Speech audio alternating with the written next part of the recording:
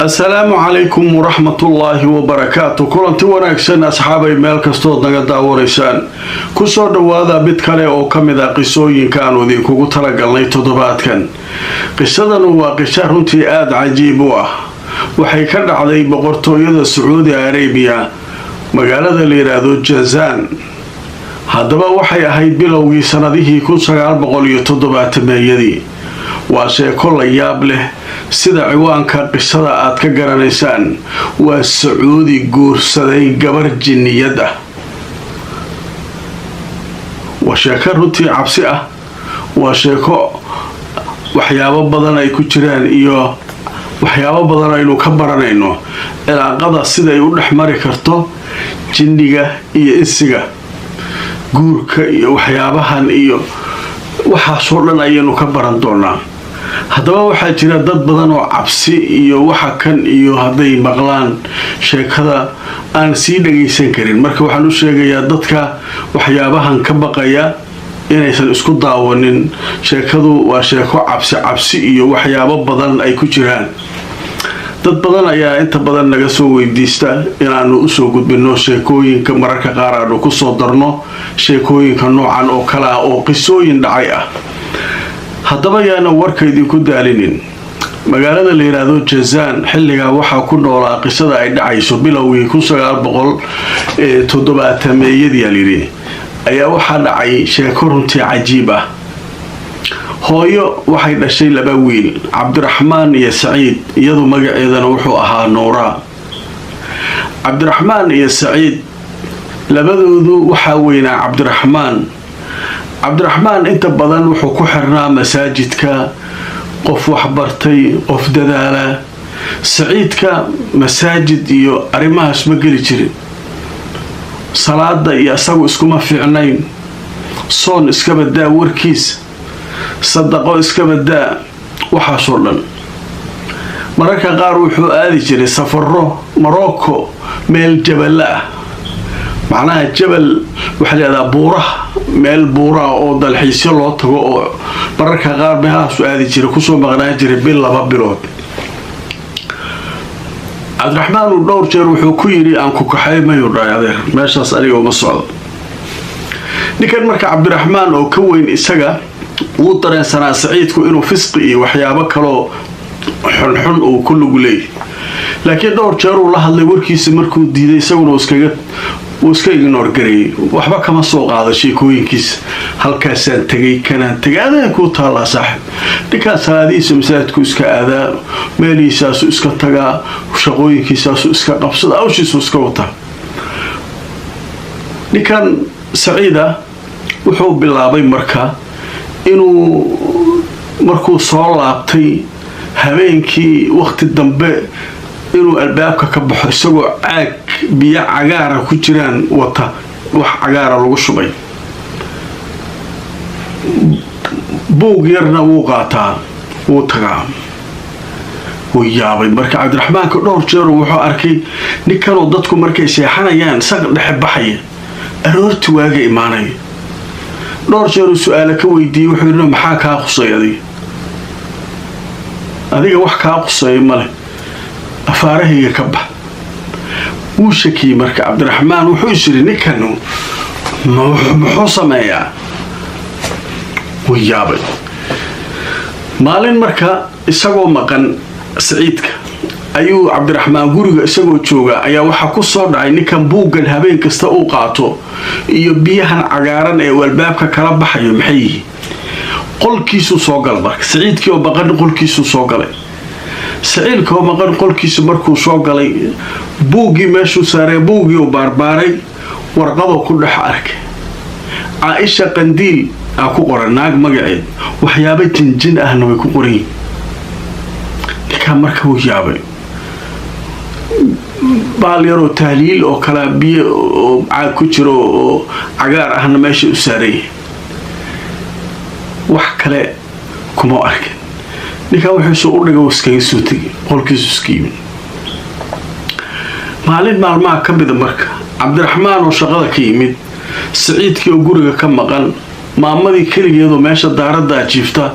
ayaa wuxuu arkay maamadii oo qaylinayso ku dhagan oo ku haysa. وصعر عبد الرحمن هو باري مركوان في عن سعيد كسهو يدي سدي هلكن كو قلقلانيس wax shaqa ku mala عبد الرحمن كي marka hooyo maxaa kugu dhaxooyo lugtaan saan u taagnaa ayaan wareeray waa dhacay miirka iga tagay hadda markaa soo garabtay soo fiicnaaday lugta ma qaadi karo ma ku xanuunaysaa ma qaadi karaba lugtii ninkii istaalkii la wacay ambalaasa imaaday waa la qaaday maamadii faxs guud lagu sameeyay baaritaan guud dhakhaatiirtii waxay raadeen waxay qabto male dhiikar ma qabto sokor ma qabto wax ay qabto oo maanta aanu duqdan ka aragno ma jirto ee duqda maxaa helay lugta ma qaadi karta ma naqaanay wax kala ahay ma naqaan dhakhtarkii ugu weynaa markii wuxuu yiri 3 ayaam ha ku jirto isbitaalka bal waa sheegareynaa wixii xaalkeeda iska bedelo 3 bari ha jirto laakiin hadda wixii baaritaan la sameeyo dhan waxba lagu ma arkin waxaa dhacay marka 3 bari markay joogtay subaxii dambe wiilka Cabdiraxmaan ahaa oo la jooga maamada markuu wax yar banaanka u baxay soo laabtay maamadii ma nuxsanayso dhakhtarkii uu cawaalay mid waa la baaray waxa la waa ka tagtay waa dhimatay oo se u dhimatay waa hooyaday waa hadda ilaahay leeys waa fiicneen yaan maxaa ka dhaqanaa dheteeda soo gashay oo meel oo la ma wax hay balahay hooyaabay war ma dhici karto la ii baaro war waa kana dhakhtar kasta la keen waa dhimad dhakhtar kasta kii Saciidkii yimid maamadii markii waa la qaaday waa la aasay meel qabuura oo meesha dadka lagu aasay la geeyay waa lagu aasay murug nikaan marka maamada de uu jeclaa midkan wareersan oo khabardaarka guriga ugu soo haray Saciidka maamadii waa dhimatay asagii Saciidka guriga degan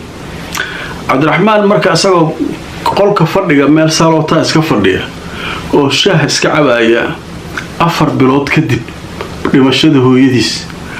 ayaa la soo wacay waxa la yiraahdaa assalaamu alaykum wa alaykum assalaam waxaan ahay mustashfa Jazaan isbitaalkii magaalada Jazaan ugu weynaa hay maxay tahay marka isbitaalka waliba telefoonka guriga laga soo wacay hay isbitaalka guriga maxay isbitaalka waxa waa isbitaalka Jazaan isbitaalka maxaa dhacay nin Saciid hebel la yiraahdo ma garanaysaa huwa akhi walaalkay waay kala soo doona lirmeedkiisa ninkan waa yimid waa dhacay waana dhid لا حول ولا قوة إلا بالله العلي ما حيتها dadka iska dhimanay hooyadii waa dhimatay kii Saciidkii gabgablaha meelaha Sacuudiga isaguna 4 bilood kadib maamadii u raacay miya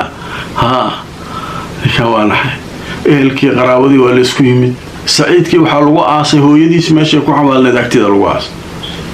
guriga ku soo haray Cabdiraxmaan washaaka marka yaab la waay Cabdiraxmaan ku soo haray guriga ninkii Cabdiraxmaan ahaa soo guriga u joogay habeenkii wuu riyooday marka shaqada ku soo daahay wuu yimid guriga wuu seexday wuu riyooday wuxuu ku riyooday riyo la yaab leh oo soo waligiis arkin wuxuu ku riyooday isagoo jooga qabriga hooyadiis iyo qabriga walaalkiis oo isku dhagan meel u dhaxaysa fadhiya walaalkiis ayaa qabriga ka soo baxay isagoo qaawan dhar haysanin wax dhar ma wato wuxuu ka soo baxay qabriga uu qaylinaya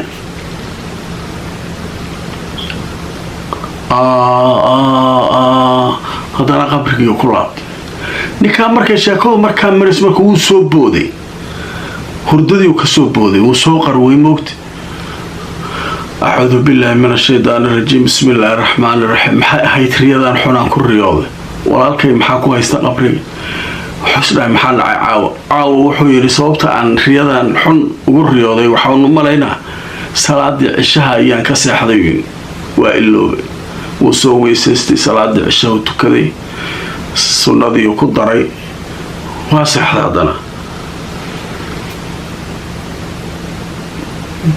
habeenkii kale hadana markuu seexday mid kale ayuu hadana ku riyooday isla meeshii qabrigii dhexdiisa ku riyooda marka walaalkiisu qabriga ku jira oo naag aan la garanayn inay waxay u eg tahay aan la garanayn bini aadan miyaysan ahayn oo midi u haysato ku juqaynaysa isaguna walaalo caawi uu ku hay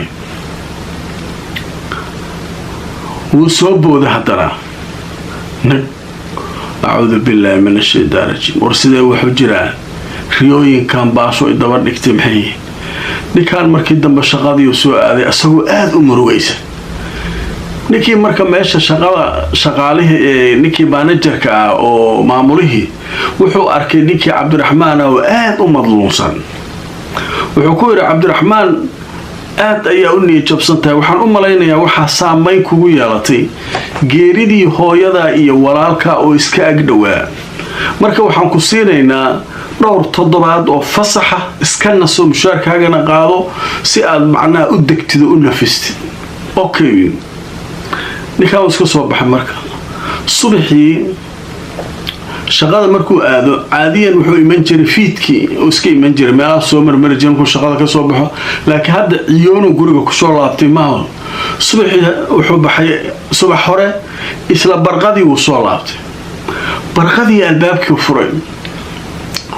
guriga waxaa ka soo carfaya udgoon noloshiisa meel uu ku arkay aanay soo marin carafta noocana maxay ahayd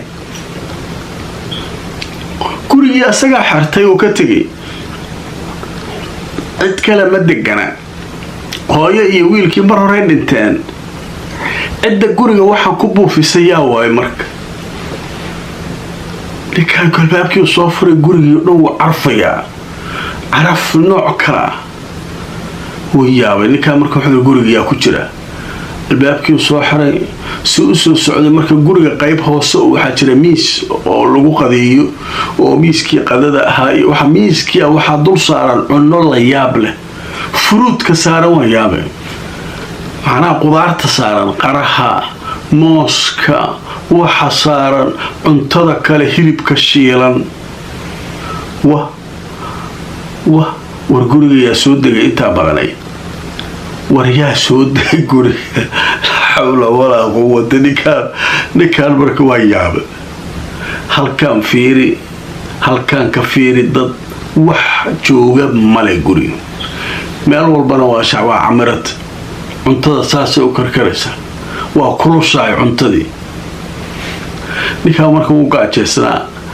xalay habeen horena maartay dhowr habeen waxba ma cunin ninkaan marka cuntadii dhadhamiye dhadhan uu soo weligiis arag oo cajiib ah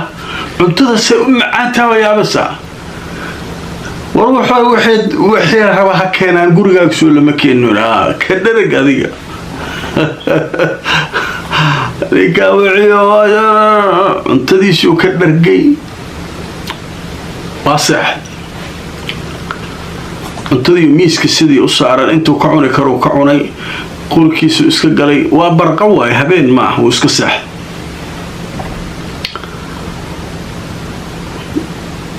waxaa ku soo dhacay markuu xoogaa sariirtii tego ku soo dhacay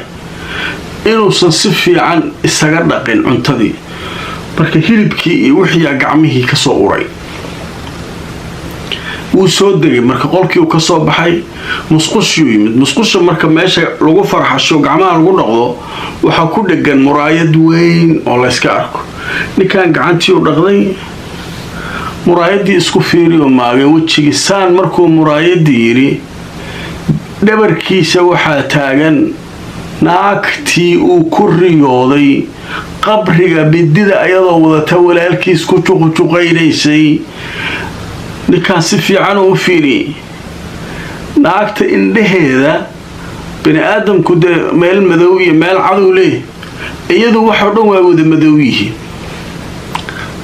ahlan wa sahlan ninkaan wuxuu siri meelaa ku baxsata male waa lagu hayaabad wixii ku hayaba islaanta guriga cuntada dhigatay waa islaantan ninkaan waa naxay marka shock ma naxdinuu la suuxay ma jinka naagta jinka oo dhabarkiisa taagan ayaa wax ku samaysay ninkaan musqushii ku dhacay wuu miir daboolmay waqti dambe soo naax soo musqushii dhex jiif wuu soo kacay dhinacan fiirinac wax jooga male ninkaan wuu soo cararay xilligii salaada casira la gaaray masaajidkii yimid masaajidkii markii uu yimid salaadii laga baxay salaadii markii laga baxay imaamka masaajidku la fariistay imaamka masaajidka waa suudaani nin suudaani waay oo xaafidul qur'aan oo quraanka aad u yaqaan muadinka waa sacuudi jamaacada ku dukata meesha waa sacuudiyaan dadkaas marka ninkii imaamku tii wuxuu yiri nool arrintaana ay haysat riyooyinkaas ku riyooday cunto guriga qofkeena aan ogeyn iska cunay wax ilaa hadda keena ma garanayo qabriga walaalkay waxa ku riyooday markii dambe ayadoo dabarka naagu iga taagantaa arkay noocaas oo indheedu dhan wada madow yihiin oo hal meel indhahu cad yihiin aanay jirin waan baqayaa uu yiri marka sheekhow sidee wax u jiraan maxaa sameeyaa sheekhi wuxuu yiri marka calaamaatul jinn alilada waxa ay sheegto dhan waa calaamadaha jinka lagu garto ee waxa samaysaa guriga markaa tagtid salaad maartay maalin walba suuratul baqara isaga akhri suuratul baqara kitaabka inta soo qaadatid maalin walba ku akhri culaysku uu ka degayaa jinka guriga kugu jira iyo waxaan wax sameynaya waa jin marka dhibkaas marka saas waay ninka marka maghribkii uu soo laabtay maghribkii albaabku soo furayba caraftii haddana waa taas waxa carfaay guriga waa yaabsan miiskii haddana fiiriyay macaana saaran markaan cuntadii hore waxay ahayd cunto culus haddana cunto fudud sharaab yar timir yar shaah la yiraahdo maartay qaxwa sacuudi baa la yiraahdo kirli ku jirta war waxaan yaa meeshaan ka adeeganaya booy alaabtii horena marray tala qaaday raadkeedii xataa ma yaalo waa miiski marra la tirtire kan miiski kuma leexan marka wuxuu fariistay meeshii kuraastii fadhiga ahayd soo fadhiistay isagoo isleh kitaabka soo qabso ee suuratul baqara ka tuur nalkii guriga u shidnaa ayaa wuxuu bilaabay inuu zam yiraahdo duu daarmaya markii dambe nalkii wuu gaabtay nalkii guriga ka daarnaa wuu naxuusay wax yar loo reeb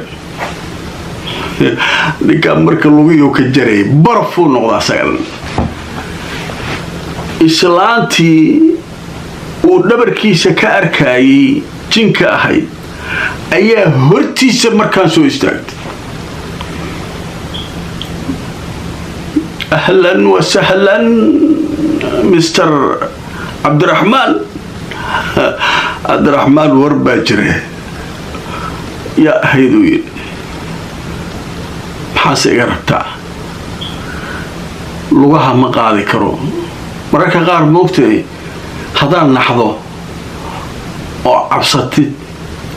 xataa luguma dhaqaajin kartid jirkaagoo dhan barafuu noqonaya meeshaa fadhido ma ka dhaqaaqi kartid ninkaas sidii u noqday afkaasuu ka hadlay wuxuu leey maxaa iga rabtaa aniga magacayga waxaa la yidhahdaa tira Caaisha bintu Qandiil aniga waxaan ahay jinniya maghribiya gabar jinniyada oo reer Marooka ah waxaan isqabnay walaalka ninka la yiraahdo Saciid anaana dilay gacanteedu ku tagay wuxuuna iiga baxay ballan aan lahayn waa ballanay intaanan iskuursanin ballanta hadduu ka baxayna waa khaarijiye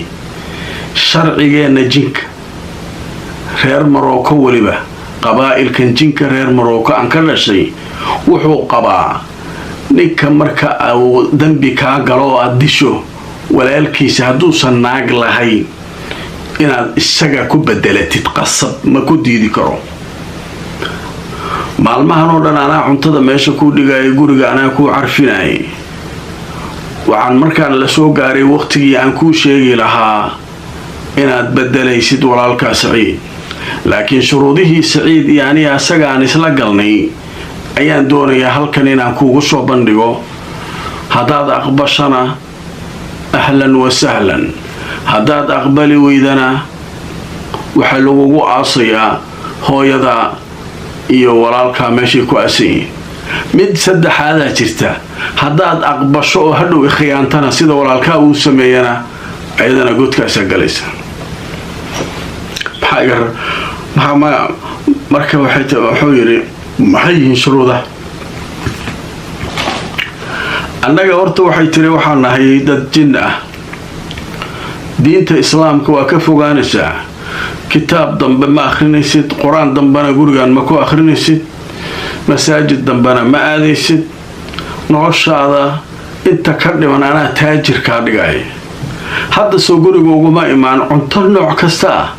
ma adaa keenay maya guriga isaga jiraysaa wax kasta cunta cunaysaa dhaqaale kasta anaga ku siinayna aniga bas ayga adeeganaysaa meeshaan joogaysaa oo seekaaga adeegana jinni iyo insiya kalena anaa waxa soo dhan waa lagu tusinayaa shuruudaas ma aqbashay mise ma aqbalin muu dhihi karaa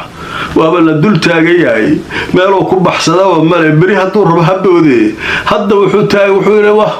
waa aqbalay ma aqbashay khalaas laga bilaabo caawa waxaynu geli doonaa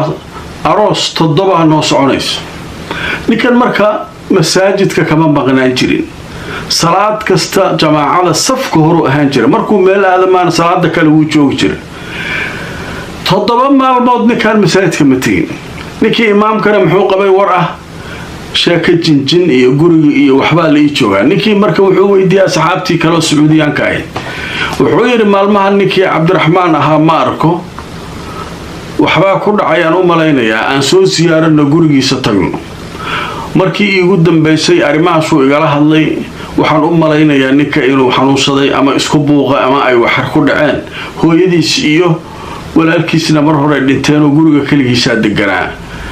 culamadii masaajidka oo dhan soo baxday imaamkii muadinkii 4 nin oo kale kulligood waxay soo aadeen gurigii